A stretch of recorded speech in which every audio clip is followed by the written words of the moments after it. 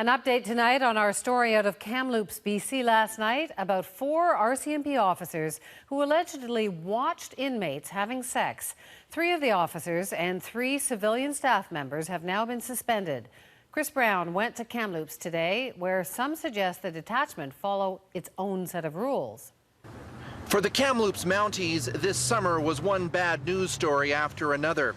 A fatal shooting of an unarmed man, other officers charged with assault and excessive force, and now 7 police and civilian staff under criminal investigation for watching 2 women have sex in a jail cell.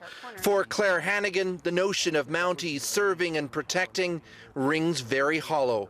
But in this detachment, it just seemed to be, a constant repeat of poor reactions or bad performance of the local RCMP. 5 years ago, a Kamloops Mountie shot and killed her brother Steve because the officer said he feared he was about to be rammed by the stolen pickup truck he was driving. An inquest ruled the incident a homicide, but no charges were laid.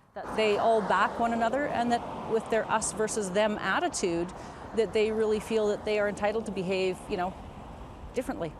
The latest sex in the jail cell incident has fired up debate here over the competence of the RCMP and has many people questioning whether the detachment still deserves the trust of the public. This incident in particular is particularly discouraging. It is very disappointing. Today, the Mounties said 3 of the 4 officers who watched the 2 women have sex are being suspended indefinitely. And this advocate for female prisoners says it's not the first she's heard of male officers behaving badly.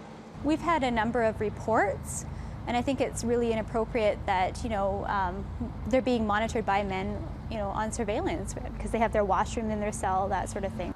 Still, there are many here who say people should cool the Mountie bashing, social activist Bob Hughes among them. This street alone was known as basically the epicenter of the drug trade and street level crime.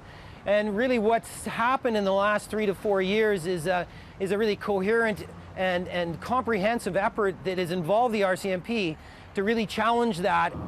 Kamloops' mayor is actually praising the RCMP for a new policy of openness. When you ask for that, you need to expect that from time to time there is going to be the light shone on some of these unfortunate incidents. In other words, the incident at the jail is something that might not have come out in the past.